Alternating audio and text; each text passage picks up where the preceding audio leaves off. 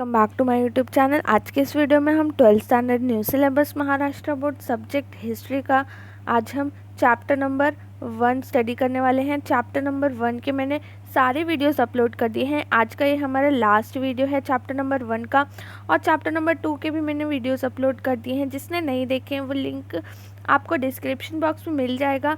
सारे वीडियोस आप देख सकते हैं चैप्टर नंबर 2 के, चैप्टर नंबर 1 के, ठीक है।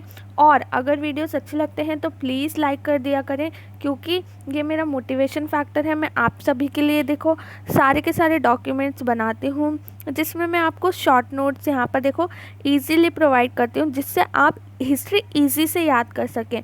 ऐसा नहीं है कि हिस्ट्री बहुत ज़्यादा हार्ड है, मैं आपके लिए हिस्ट्री इजी बनाना चाहती हूँ। तो आप प्लीज़ लाइक कर दीजिए वीडियो को, और अपने फ्रेंड्स के साथ ज़रूर शेयर करना। चैप्टर 2 जिसने नहीं देखा है वो देख सकता है, मैंने इजी वे में एक्सप्लेन कर दिया है। आज हम लास्ट पार्ट कवर करने वाले हैं इंडस्ट्रियल रिवोल्यूशन। इंडस्ट्रियल रिवोल्यूशन क्या इंडिकेट करता है? इंडिकेट करता है कि जब पहले के ज़माने में क्या होता था, देखो कि लोग हाथ से बनाते थे, मैनुअली काम होता था। मैनुअली मतलब जो पर्सन है वो खुद ही सारी चीज़ें बनाता था। शूज़ बनाने के लिए भी शूज़ में सोल लगाना, शूज़ में जितना भी काम होता था, ठीक है, वो सारा कुछ कौन करता था? एक पर्सन करता था। कौन करता था? एक लेबर करता था, ठीक है। यहाँ पर मशीन का इंट्रोडक्शन नहीं हुआ था पहले के ज़माने में, ठीक है।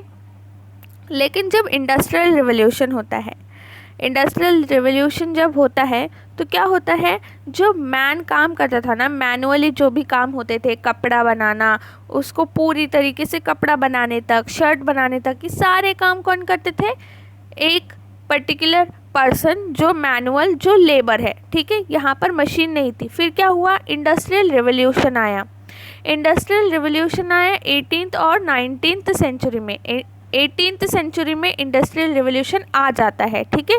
18th सेंचुरी के अंदर इंडस्ट्रियल रिवोल्यूशन आता है इंग्लैंड के अंदर, और वहाँ क्या होता है? ट्रांजिशन होता है।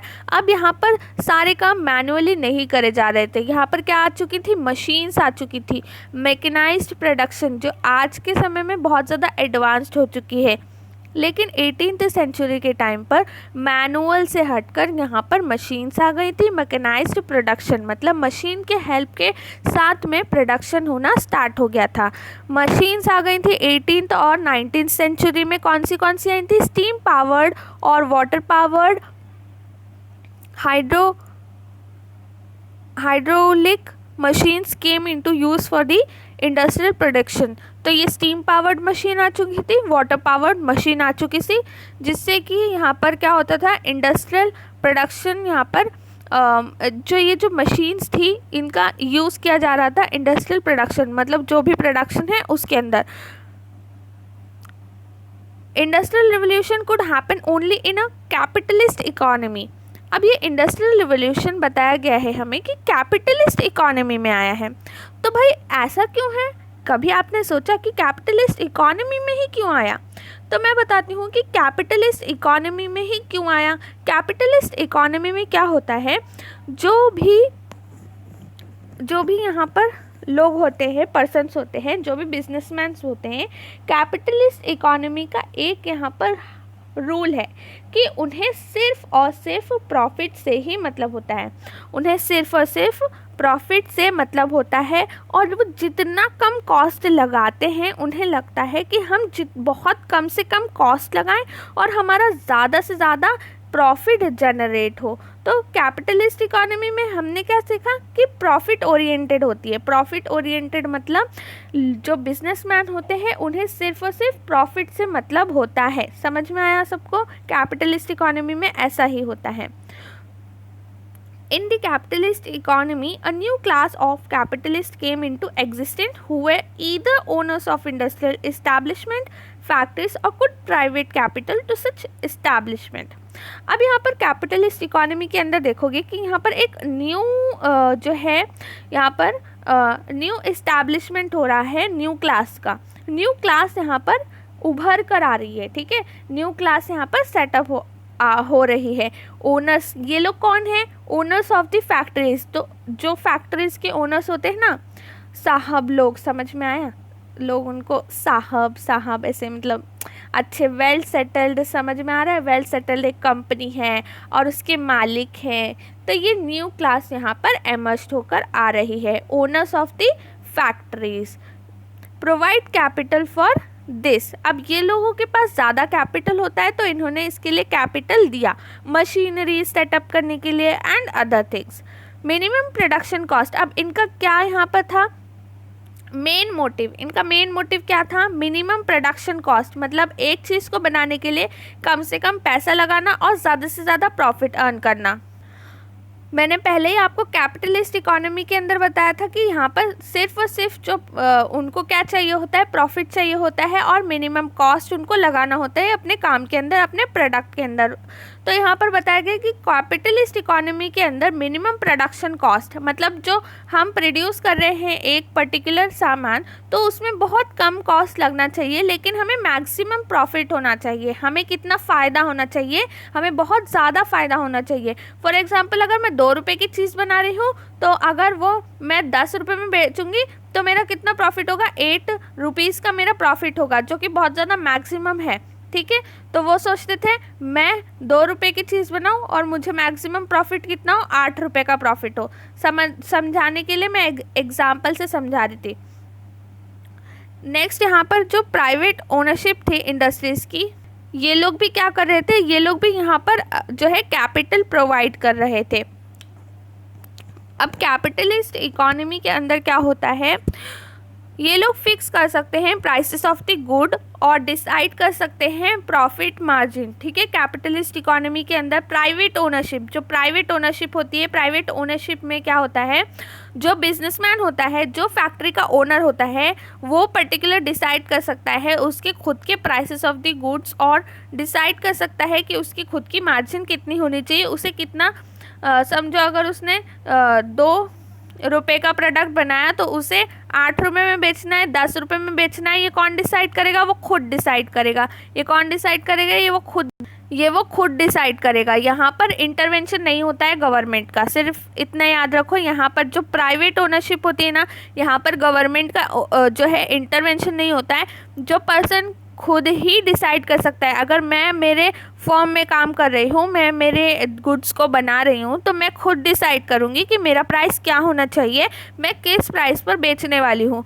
तो मुझे पता चलेगा कि मेरी प्रॉफिट मार्जिन इतनी है तो मैं उतने ही प्राइस का बेचूंगी। जैसे मैंने आपको बताया, अगर मैंने एक 2 रुपीज़ का प्रोडक्ट बनाया तो मैं चाहती हूँ 8 रुपीज़ में बेचना या मैं चाहती हूँ 10 रुपीज़ में बेचना, वो मेरी खुद की यहाँ पे मैं डिसाइड कर सकती हूँ प्राइवेट ओनरशिप के अंदर। प्राइवेट ओनरशिप के अंदर ऐसा होगा। ठीक है,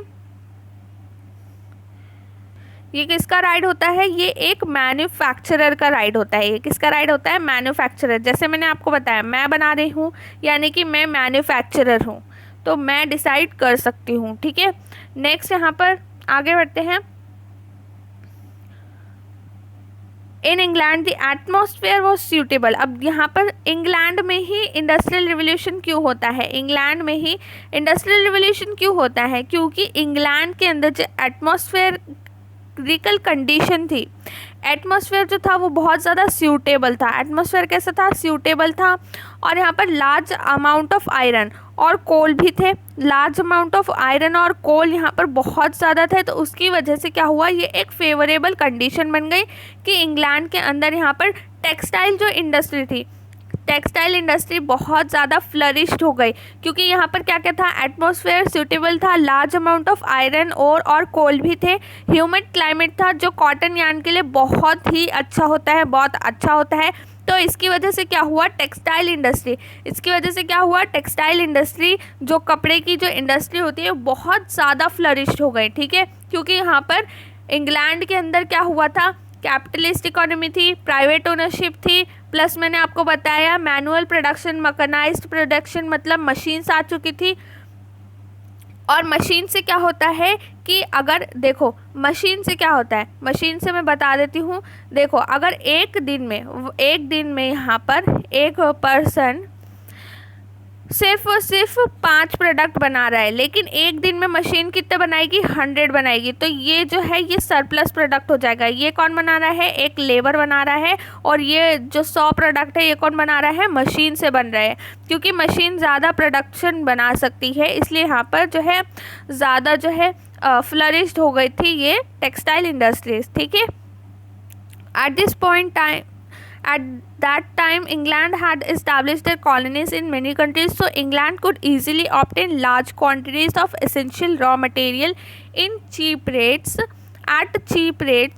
फ्रॉम देयर कॉलोनीज। अब यहाँ पर हम देखेंगे इम्पॉर्टेंट पॉइंट क्या है कि जो कॉलोनीज थी इंग्लैंड की, इंग्लैंड ने बहुत सारी अपनी कॉलोनीज बना ली थी। अब इस कॉलोनीज से उसे फ़ायदा क्या हो रहा था कि उससे क्या मिल रहे थे, यहाँ पर रॉ मटेरियल मिल रहे थे सस्ते दामों पर, चीप रेट पर वो यहाँ पर मिल रहे थे। तो क्या हो रहा था, उसका प्रॉफिट ज़्यादा हो रहा था। किसका, इंग्लैंड का प्रॉफिट ज़्यादा हो रहा था। इंग्लैंड क्या कर रहा था, यहाँ पर चीप रॉ मटेरियल लेकर जा रहे थे और एक्सपोर्ट कर रहे थे। उनके सारे प्रोडक्शन जो वो कर रहे थे वो यहाँ पर अपनी नेवी के थ्रू। और आपको पता है कि ब्रिटिशर्स की नेवी बहुत ज़्यादा अच्छी होती है। ठीक है, ये सारे पॉइंट्स है ना हिस्ट्री के अंदर ही पढ़ाए जाते हैं, लेकिन हम कभी कभी लिंक नहीं कर पाते। तो मैं आपको लिंक करके पढ़ाती हूँ जिससे कि आपको सारी बातें ध्यान में रहे। तो उनकी नेवी कितनी अच्छी थी ये हमें पता है, ब्रिटिशर्स की नेवी। तो यहाँ पे ये एक्सपोर्ट करते थे अपने गुड्स को कॉलोनीज में, और यहाँ पर ज़्यादा जो है यहाँ पर बेचते थे। ठीक है, ज़्यादा पैसों में। तो इनको प्रॉफिट क्या होता था, प्रॉफिट बहुत ज़्यादा होता था, क्योंकि ये चीप लेकर जाते थे और यहाँ पर हाई रेट्स पर बेचते थे। तो क्या होता था, इनको प्रॉफिट होता था। ठीक है, किसको प्रॉफिट होता था, यहाँ पर इंग्लैंड को प्रॉफिट होता था, क्योंकि इंग्लैंड को चीप रॉ मटेरियल भी मिल रहा है और इंग्लैंड बदले में क्या कर रहा है, इसको प्रोडक्ट बना रहा है, प्रोसेस्ड प्रोडक्ट बना रहा है और चीप और यहाँ पर हाई रेट पे क्या कर रहा है, कॉलोनीज में बेच रहा है। Availability of cheap labour. अब यहाँ पर कॉलोनीज से एक और फ़ायदा होता है कि उसे सस्ते लेबर मिल जाते हैं। इंग्लैंड को क्या मिलते हैं, सस्ते लेबर मिलते हैं, जिससे कि क्या होता है, बूस्ट हो जाता है इकोनॉमी के अंदर। ठीक है, इकोनॉमी बूस्ट हो जाती है, मतलब बहुत ज़्यादा फ्लरिश्ड हो जाती है। Profits earned in the colonies made large amount of capital available to British merchants.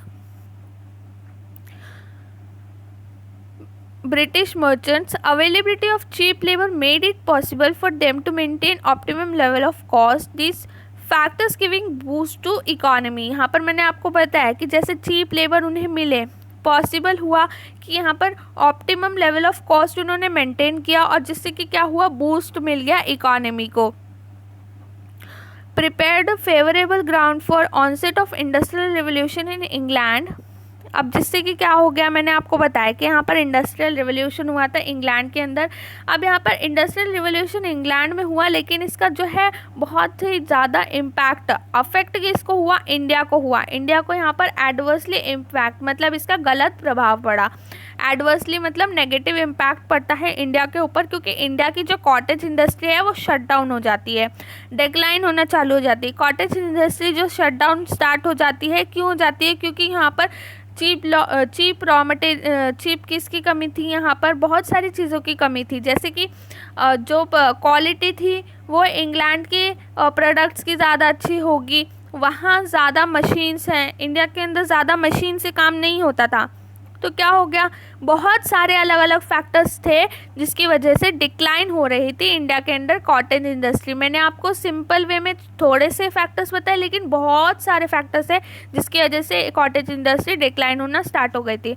Next textile industry जो है, टेक्सटाइल इंडस्ट्री को भी यहाँ पर बहुत ज़्यादा हॉल्ट लग गया था, मतलब ये रुक गई थी और एंड हो गई बाद में। Administrative policies of the East India Company were made to benefit the British that the Indians. Railway made it possible to transport European goods to rural areas for sale. अब यहाँ पर जो रेलवेज थी इसकी वजह से पॉसिबल हो सकता था कि यहाँ पर ट्रांसपोर्ट हो रहा है यूरोपियन गुड्स का, छोटे छोटे गाँव के भागों में यहाँ पर क्या हो रहा था, उसका ट्रांसपोर्टेशन से क्या हो रहा था, अगर ट्रांसपोर्टेशन यहाँ पर रेलवेज से बना लिया था यूरोपियंस ने, तो यहाँ पे क्या हो रहा था, उनकी जो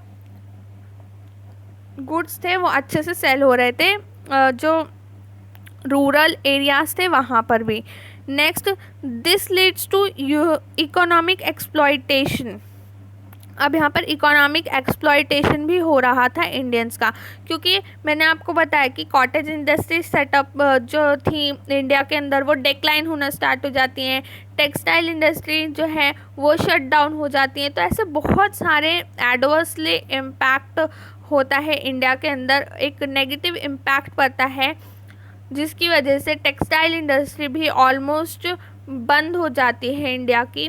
तो ये सारे जो हैं इकोनॉमिक एक्सप्लॉयटेशन के अंदर आते हैं, जो इंडिया का इकोनॉमिकली एक्सप्लॉयटेशन हो रहा था, प्लस उनके रॉ मटेरियल्स को लेकर जाया जा रहा था। रॉ मटेरियल्स जो है बहुत चीप रेट पे ले लिए जा रहे थे, cheap raw material plus cheap labour भी बहुत ही चीप थे इंडिया के अंदर, क्योंकि वो उनको ज़्यादा पैसे देते ही नहीं थे, इंडियंस को ज़्यादा पैसे वो लोग देते ही नहीं थे, चीप लेबर था, जिसकी वजह से इंग्लैंड में ज़्यादा से ज़्यादा इनको प्रॉफिट मार्जिन अर्न हो रहा था। रॉ मटेरियल चीप रेट पे लेकर जा रहे थे, किसको?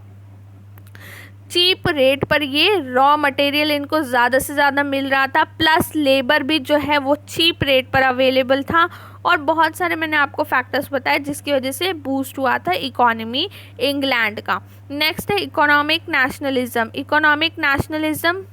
इकोनॉमिक रेवोल्यूशन के अंदर क्या होता है, यहाँ पर जो है अरेस्ट करना चाहते हैं लोग economic growth of the rival nation. मतलब एक जो फॉर एग्जांपल अभी लेटेस्ट एग्जांपल लेते हैं हम लोग, ठीक है। लेटेस्ट एग्जांपल में आपने देखा होगा कि यूएस और चाइना, ठीक है, ये यूएस है और यूएस का राइवल कंट्री कौन था? चाइना। अब चाइना की इकोनॉमी भी बूस्ट कर रही थी, यूएस की तो है ही स्टेबल, आपको पता है दोनों की इकोनॉमी जो एकदम एक लेवल पे आने वाली थी। तो यूएस ने क्या किया था चाइना के साथ, यहाँ पर राइवल कंट्री है चाइना यूएस की, क्योंकि चाइना की इकोनॉमी बूस्ट हो रही थी। तो रिसेंटली क्या हुआ था, इन्होंने इनके ऊपर ज़्यादा यूएस ने क्या किया था, अब चाइना की इकोनॉमी को अरेस्ट करना है, तो उन्होंने क्या किया था, बहुत ज़्यादा यहाँ पर जो टोल्स और जो इम्पोर्ट एक्सपोर्ट ट्रांजैक्शंस होते हैं अदर कंट्रीज़ के साथ में, और उनके ऊपर जो टोल्स ड्यूटीज़ लगते हैं ना, वो सारे के सारे इंक्रीज़ कर दिए थे, जिसकी वजह से क्या हो गया था, यहाँ पर इनकी इकोनॉमी, चाइना की इकोनॉमी को क्या किया जा रहा था, अरेस्ट किया जा रहा था बाय यूएस, ठीक है। यूएस ऐसा कर रहा था, ठीक है। रिसेंटली अगर न्यूज़ में आपने देखा हो, लास्ट ईयर ऐसा ही हो रहा था, ठीक है, लास्ट ईयर ऐसे ही हो रहा था। और ये हुवाई का एग्जाम्पल एकदम लेटेस्ट है, ठीक है। अगर सर्च करना है तो गूगल सर्च कर सकते हो इसके बारे में और ज़्यादा जानकारी के लिए, ठीक है।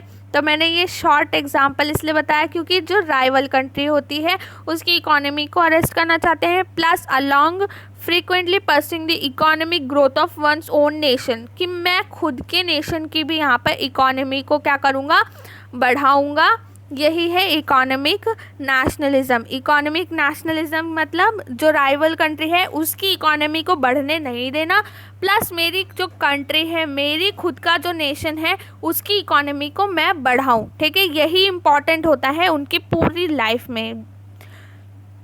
Economic restriction on the rival country. Economic restriction मैंने आपको बताया कि उनके ऊपर ज़्यादा से ज़्यादा ये लोग क्या करते थे, जो उनकी कंट्री से आने वाले प्रोडक्ट है उसके ऊपर ज़्यादा हैवी टोल्स लगा देंगे, इंपोर्ट एक्सपोर्ट जो ट्रांजैक्शन होंगे उसको प्रोहिबिट कर देंगे। तो ये सारे रेस्ट्रिक्शंस लगा देंगे।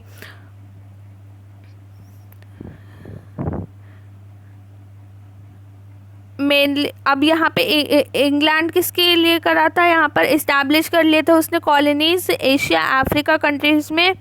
Fighting battles with the natives of the country were part of economic nationalism. अब आते हैं chain of surplus. Chain of surplus देखो बहुत ज़्यादा इंपॉर्टेंट है। ये चेन ऑफ सरप्लस जो है वो नेवर एंडिंग प्रोसेस है। Chain of surplus never ending process है, ये याद रखना, ये कभी भी एंड नहीं होगा, ठीक है। Chain of surplus production was the effect of industrial revolution. मतलब ये इफेक्ट था चेन ऑफ सरप्लस, एक इफेक्ट है इंडस्ट्रियल रिवोल्यूशन का। जो यहाँ पर देखो industrial revolution and in turn the economy based on surplus production supported the economic nationalism and also imperialism। अब इसने क्या किया था, इंडस्ट्रियल रिवोल्यूशन ने economy based on surplus production को सपोर्ट किया था, इकोनॉमिक नेशनलिज्म को और इम्पीरियलिज्म को। It began the vicious circle of continuously capturing new market places, searching for sources of cheap supply of raw material to maintain an unbroken chain of supply of raw material, to attract more and more investors, to safeguard their investment and so on। ये जो पूरा का पूरा sentence है, पहले देखो, पहले क्या हुआ, यहाँ पर विशियस सर्कल जो है कैप्चरिंग मार्केट प्लेसेस ये स्टार्ट होता है, ठीक है। ये लोग क्या करते हैं, cheap supply of raw material ऐसे सर्च करते हैं, फिर क्या करते हैं, चेन ऑफ सप्लाई, यहाँ पर जो है अनब्रोकन चेन ऑफ सप्लाई है रॉ मटेरियल का, तो अट्रैक्ट करते हैं ज़्यादा से ज़्यादा इन्वेस्टर और इसके बाद में ये सेफगार्ड करते हैं इन्वेस्टमेंट को एंड सो ऑन। जो विशियस सर्कल है कंटिन्यूसली ये कैप्चरिंग करते रहते हैं मार्केट प्लेसेस, क्योंकि ये सर्च करते हैं जो रॉ मटेरियल है वो बहुत चीप रेट पे मिले, और ये एक अनब्रोकन चेन ऑफ सप्लाई है। तो यहाँ पे क्या हो रहा है, chain of surplus production was the effect of industrial revolution and in turn the economy based on surplus production supported economic nationalism। अब जो भी सरप्लस प्रोडक्शन के ऊपर बेस्ड है ना इकोनॉमी, वो क्या सपोर्ट करती है, वो सपोर्ट करती है इकोनॉमिक नेशनलिज्म को सपोर्ट करती है, और इम्पीरियलिज्म मतलब अपनी जो है कॉलोनीज बनाना, अलग अलग जो नेशंस है उसको अपनी कॉलोनीज बनाना। इम्पीरियलिज्म और इकोनॉमिक नेशनलिज्म मतलब हमारी जो इकोनॉमी है वो बढ़ेगी और जो दूसरों की।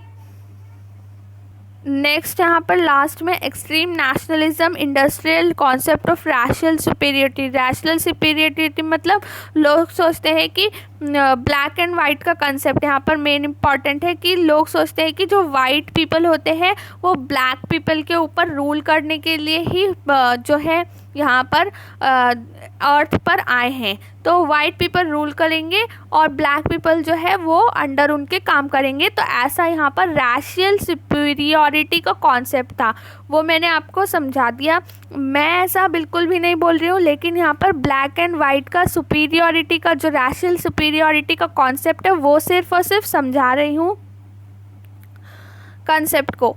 यहाँ पर देखो इसकी वजह से क्या होता है, this result was the immense expansion of the empire of European nations like England. अब यहाँ से शुरू होता है इम्पीरियल एक्सपांशन और यूरोपियन नेशन का एम्पायर एक्सपांशन करना, जैसे कि England, France, Belgium, Germany etcetera.